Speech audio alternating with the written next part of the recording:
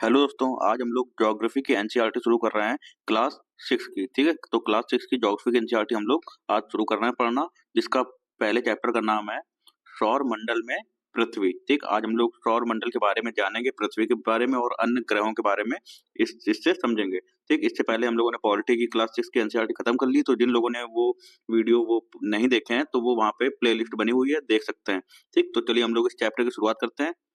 देखिए, सबसे पहले सूर्यास्त के बाद आकाश को देखना कितना अच्छा लगता है। आसमान में पहले एक या दो चमकते बिंदु ही दिखते हैं, लेकिन बाद में इनकी संख्या बढ़ती जाती है।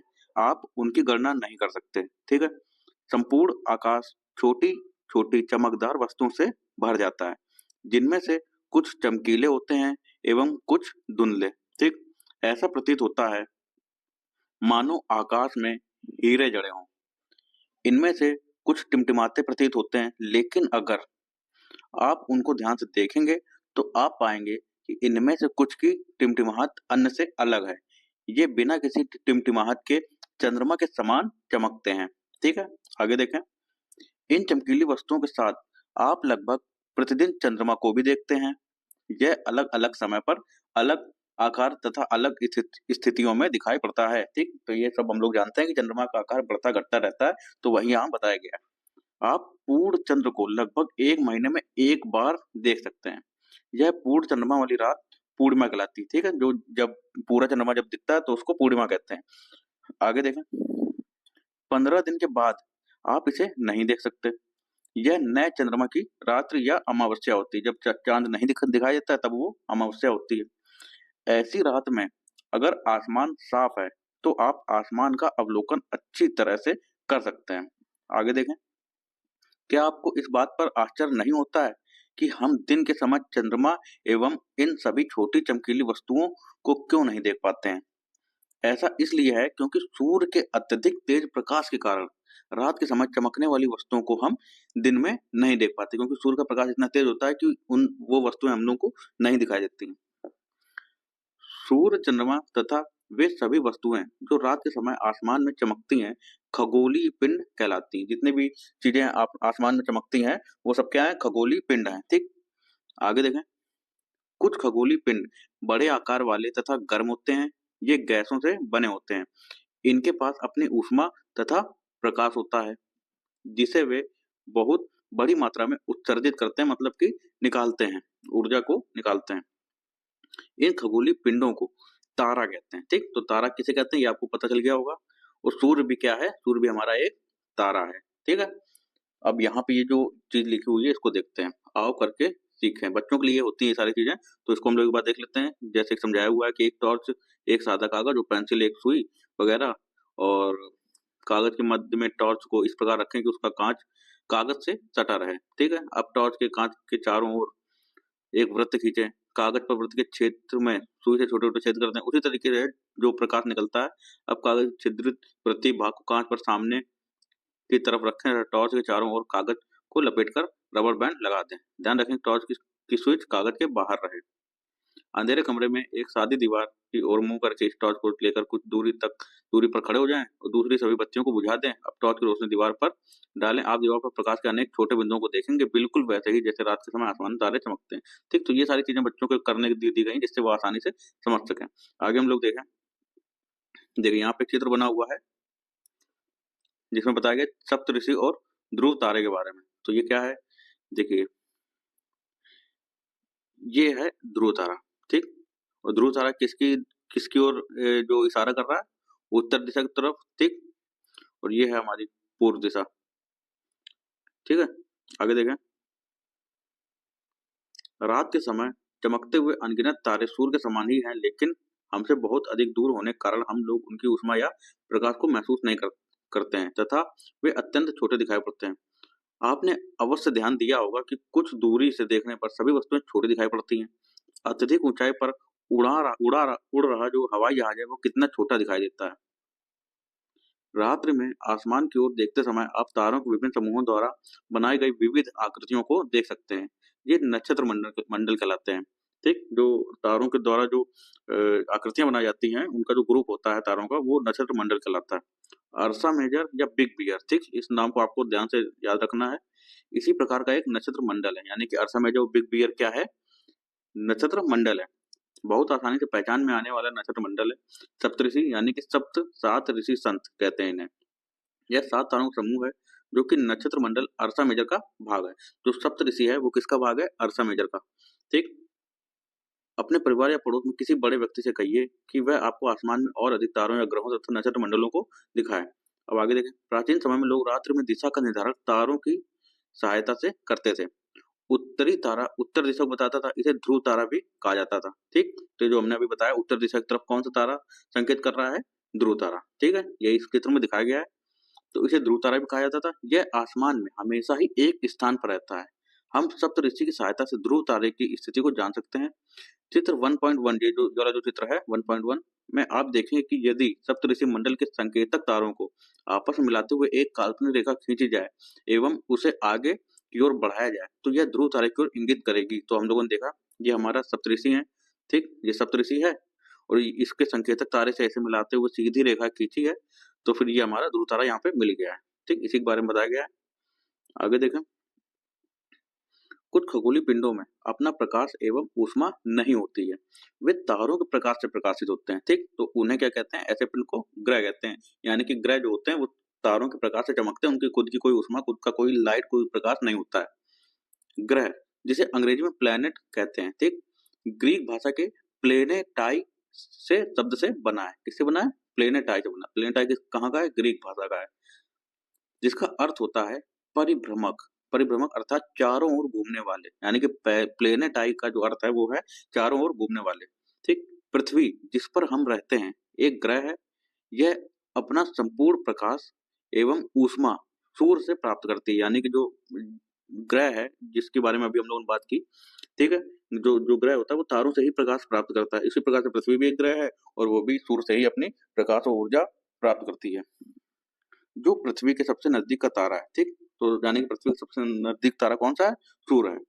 पृथ्वी को बहुत अधिक दूरी से जैसे चंद्रमा से देखने पर यह चंद्रमा की तरह चमकती हुई प्रतीत होगी। ठीक, यानी कि अगर चंद्रमा से देखें पृथ्वी को तो ये चंद्रमा की तरह चमकती हुई प्रतीत होगी, क्योंकि जो लाइट आ रही है पृथ्वी पे वो सूर्य से आ रही है। ठीक, क्योंकि चंद्रमा के पास भी अपना प्रकाश नहीं है, वो भी सूर्य के प्रकाश से ही चमकता है। ठीक, अब ये देखें कुछ रोचक तथ्य। बृहस्पति, शनि तथा यूरेनस, ये जो ग्रह हैं के चारों चारों ओर छल्ले हैं। किसके, बृहस्पति के, शनि और यूरेनस के। ठीक है, ये छल्ले विभिन्न पदार्थों के असंख्य छोटे छोटे पिंडों से बनी पट्टियां हैं। पृथ्वी से इन छल्लों को शक्तिशाली दूरबीन की सहायता से देखा जा सकता है। ठीक है, तो किस किस के आसपास छल्ले, बृहस्पति, शनि और यूरेनस के, तो ये आपको याद रखना है ये तथ्य। ठीक, आगे हम लोग पढ़ें और यहाँ पे एक वो दिया गया है सौर मंडल हमारा। ठीक, सौर मंडल में पृथ्वी, तो हमारी जो पृथ्वी है कहाँ पे है, पृथ्वी की स्थिति हमारी ये रही। ये है हमारा बुध, ये हो गया शुक्र, ये है हमारी पृथ्वी, ये है मंगल। ठीक है, यहाँ मंगल और बृहस्पति के बीच में कुछ क्षुद्र ग्रह की पट्टी है। ठीक है, ये क्षुद्र ग्रह छोटे छोटे जो दिख रहे हैं, छोटे छोटे ये पत्थर की तरह होते हैं, छोटे छोटे, और उसकी पूरी एक पट्टी यहाँ पे बनी हुई है मंगल और बृहस्पति के बीच में। उसके बाद आता है हमारा बृहस्पति, उसके बाद सैटर्न, फिर आता है यूरेनस और उसके बाद आता है हमारा नेपच्यून जो सबसे दूर है। ठीक, तो जो सबसे दूर है बृहस्पति, शनि और यूरेनस जो है ये हमारे, इनको हम लोग गैसीय ग्रह भी कहते हैं। ठीक, और इनके बारे में कुछ तथ्य यहाँ पे दिए हुए हैं, इनको आप पढ़ सकते हैं या फिर इसका स्क्रीनशॉट ले सकते हैं आसानी से पढ़ने के लिए। ठीक, इनके चंद्रमा के बारे में, वो घूर्णन और कितने दिन में घूर्णन अपना कंप्लीट कर लेते हैं इसके बारे में दिया हुआ है। ठीक है, यहाँ पे भी तो इसका आप स्क्रीनशॉट ले लें, वो ज्यादा सही रहेगा। तो आगे हम लोग पढ़ते हैं। ठीक है, आसमान में दिखने वाला चंद्रमा एक उपग्रह है। यह हमारी पृथ्वी का सहचर है तथा इसके चारों ओर चक्कर लगाता है। ठीक, तो पृथ्वी के चारों ओर चंद्रमा चक्कर लगाता है। हमारी पृथ्वी के समान 7 अन्य ग्रह हैं जो सूर्य से प्रकाश एवं ऊष्मा प्राप्त करते हैं। उनमें से कुछ के पास अपने चंद्रमा भी हैं, यानी कि जो चंद्रमा जो मतलब सैटेलाइट मतलब उपग्रह। ठीक, तो कई सारे ऐसे उपग्रह हैं जिनके पास, कई सारे ऐसे ग्रह हैं जिनके पास अपने उपग्रह हैं। जैसे पृथ्वी के पास चंद्रमा है अपना उपग्रह, वैसे ही और भी प्लेनेट के पास अपने अपने उपग्रह हैं, एक से ज्यादा भी हैं। ठीक, अब यहाँ पर लेते हैं, क्या आप जानते हैं पौराणिक रोमन कहानियों में सोल सूर्य देवता को कहा जाता था। सौर शब्द का अर्थ है सूर्य से संबंधित, इसीलिए सूर्य के परिवार को सौर मंडल कहा जाता है। सौर शब्द का उपयोग करते हुए और अधिक शब्दों को लिखें। ठीक, तो सौर शब्द से जो और शब्द बनते हैं उनके बारे में आपको सोचना है। तो वो किससे संबंधित है? सूर्य से। ठीक, आगे देखें सौर मंडल के बारे में। सूर्य 8 ग्रह, उपग्रह तथा कुछ अन्य खगोलीय पिंड जैसे क्षुद्र ग्रह एवं उल्का पिंड मिलकर सौर मंडल का निर्माण करते हैं। उसे हम सौर परिवार का नाम देते हैं। जिसका जो मुखिया है वो कौन है? वो सूर्य, क्योंकि सूर्य के ही आसपास सब चक्कर चक्कर लगाते हैं। ठीक, अब देखें सूर्य। सूर्य सौर मंडल के केंद्र में स्थित है। यह बहुत बड़ा है एवं अत्यधिक गर्म गैसों से बना है। इसका खिंचाव बल यानी कि जो उसका आकर्षण बल है, इससे सौर मंडल को बांधे रखता है। यानी कि सूर्य का जो खिंचाव बल यानी कि सूर्य की जो ग्रेविटी है वो उससे सौर मंडल पूरा बंधा हुआ है। ठीक, सूर्य सौर मंडल के लिए प्रकाश एवं ऊष्मा का एकमात्र स्रोत है, लेकिन हम इसकी अत्यधिक तेज ऊष्मा को महसूस नहीं करते हैं, क्योंकि सबसे नजदीक का तारा होने के बावजूद यह हमसे बहुत दूर है। सूर्य पृथ्वी से लगभग 15 करोड़ किलोमीटर दूर है। ठीक, तो इसमें जो तथ्य है 15 करोड़ किलोमीटर, ये आपको ध्यान रखना है। आगे हम लोग देखते हैं शब्द की उत्पत्ति। ऐसे बहुत से शब्द जिनका उपयोग हम एक भाषा में करते हैं, अक्सर वे दूसरी भाषाओं से लिए गए शब्द हो सकते हैं। उदाहरण के लिए ज्योग्राफी एक अंग्रेजी शब्द है। यह ग्रीक भाषा से लिया गया शब्द है, जिसका अर्थ है पृथ्वी का विवरण। ठीक, तो ज्योग्राफी का अर्थ क्या है? पृथ्वी का विवरण। यह दो ग्रीक शब्दों से मिलकर बना है, जिनमें जी शब्द का अर्थ है पृथ्वी एवं ग्राफिया का अर्थ है लिखना। आइए पृथ्वी के संबंध में और अधिक जाने। देखिए ये हो गई जियो लॉजी। लॉजी मतलब जियो लॉजी अगर जुड़ गया तो पृथ्वी का अध्ययन हो गया। जियो के साथ अगर मैट्री जुड़ गया तो वो पृथ्वी का मापन हो गया। ठीक, तो ये शब्दों को आपको नोट कर लेना है, बहुत ही इंपॉर्टेंट शब्द है। उसके बाद जियो जियो के साथ ऑइड जुड़ गया तो पृथ्वी के आकार के अनुरूप। ठीक, तो यानी कि जियोइड। ठीक, तो पृथ्वी का आकार क्या है? जियोइड प्रकार का है। आगे देखें ग्रह। हमारे सौरमंडल 8 ग्रह हैं। सूर्य से दूरी के अनुसार वे हैं बुध, शुक्र, पृथ्वी, मंगल, बृहस्पति, शनि, यूरेनस तथा नेपच्यून। ठीक, तो ये जो ग्रह का जो क्रम है वो सूर्य से दूरी के हिसाब से, यानी कि सूर्य से सबसे नजदीक ग्रह कौन सा है? बुध है। और सबसे दूर ग्रह कौन सा है? वो है नेपच्यून है। ठीक, तो उसको याद रखने का एक आसान तरीका इसमें बताया गया है। My very efficient mother just served us nurse, यानी कि मरकरी, एम से Mercury, Venus, Earth, Mars, Jupiter, Saturn, Uranus और नेपच्यून। ठीक, इस प्रकार से आप इसको याद रख सकते हैं। इसका क्रम भी बहुत ही जरूरी याद रखना। फिर आगे इसको देख लेते हैं। रात में आसमान को देखकर मनुष्य हमेशा से मोहित हुआ है। खगोलीय पिंडों एवं उनकी गति के संबंध में अध्ययन करने वालों को खगोल शास्त्री कहते हैं। ठीक, आर्यभट्ट प्राचीन भारत के प्रसिद्ध खगोल शास्त्री थे। उन्होंने कहा था कि सभी ग्रह तथा चंद्रमा परावर्तित सूर्य प्रकाश के कारण चमकते हैं। आज विश्व के सभी भागों में खगोलविद ब्रह्मांड के रहस्यों को खोजने में लगे हुए हैं। ठीक, तो यहाँ आर्यभट्ट के बारे में आपको जानना है। आगे देखें सौर मंडल के सभी 8 ग्रह एक निश्चित पथ पर सूर्य का चक्कर लगाते हैं। ये रास्ते दीर्घ वृत्ताकार में फैले। दीर्घ वृत्ताकार का मतलब इस तरीके का वृत्ताकार, मतलब यहाँ पे अगर सूर्य है, ठीक, यहाँ पे अगर माने कि यहाँ सूर्य है, ठीक, तो ये इस प्रकार से दीर्घ वृत्ताकार ये इस तरीके से चक्कर लगाते हैं। ठीक, तो ये आपको समझ में आ गया वो दीर्घ वृत्ताकार का मतलब दीर्घ वृत्ताकार में फैले हुए हैं। ये कक्षा कहलाते हैं। ये जो लाइन है ये जो है ये पूरी कक्षा कहलाती है। ठीक, जहाँ पे ये चक्कर लगाते हैं। आगे बुध सूर्य के सबसे नजदीक है। अपनी कक्षा में सूर्य के चारों ओर एक चक्कर लगाने में इसे केवल 88 दिन लगते हैं। यानी कि जो बुध है भाई, जो सबसे ज्यादा नजदीक ग्रह है सूर्य के, तो वो सबसे जल्दी ही चक्कर लगा लेगा, इसलिए उसको 28 दिन लगते हैं। सूर्य को पृथ्वी का जुड़वां ग्रह माना जाता है।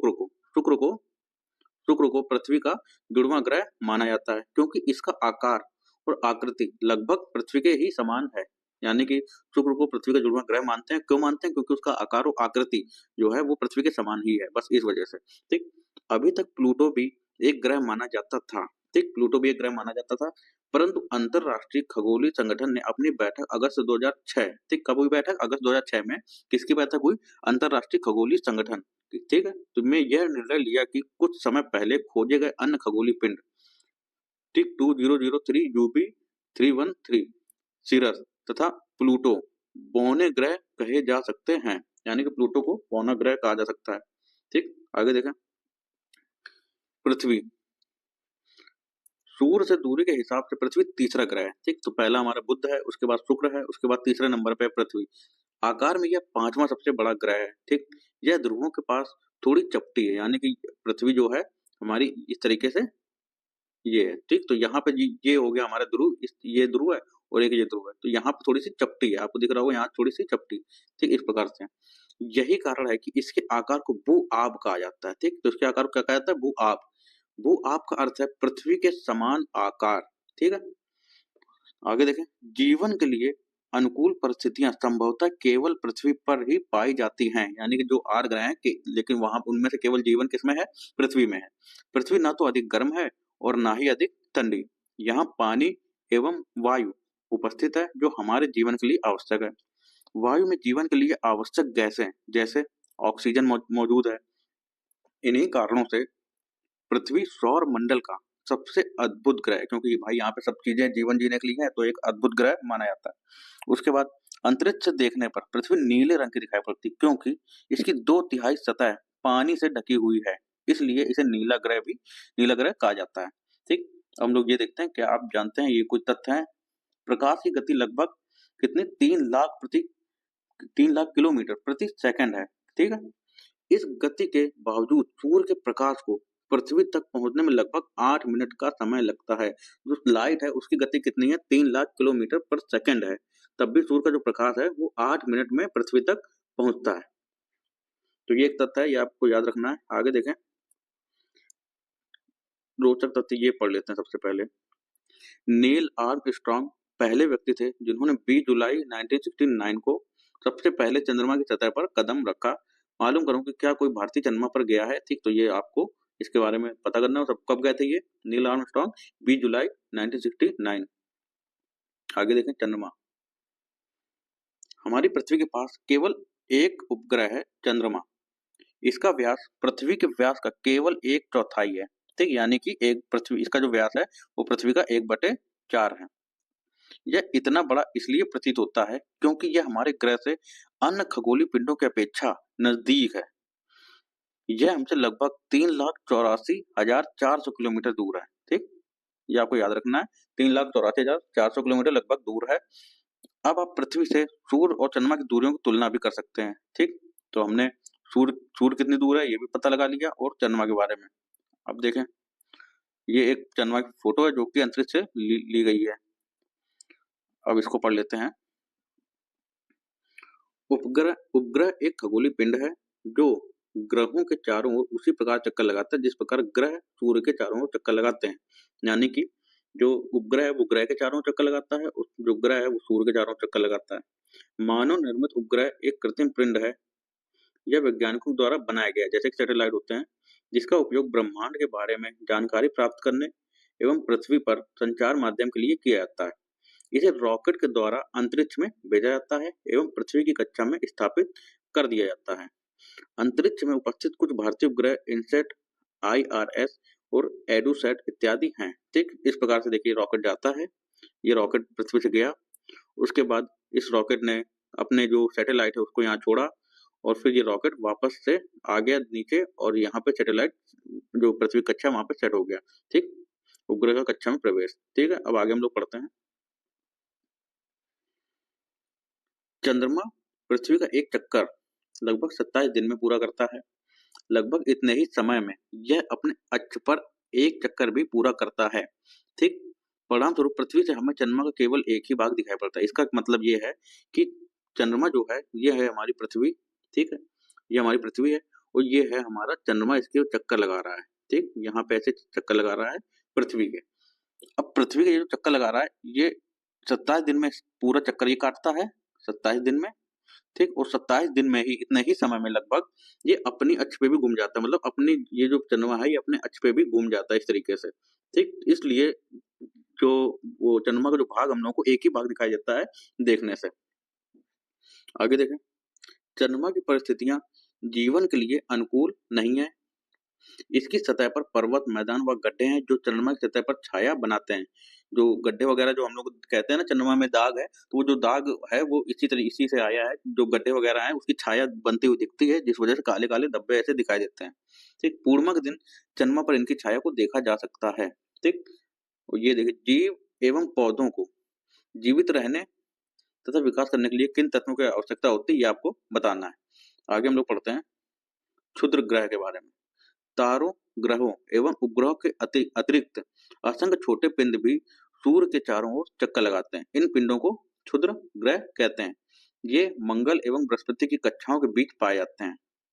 वैज्ञानिकों के अनुसार क्षुद्र ग्रह ग्रह ग्रह के ही भाग होते हैं, जो कि बहुत वर्ष पहले विस्फोट के बाद ग्रहों से टूटकर अलग हो गए।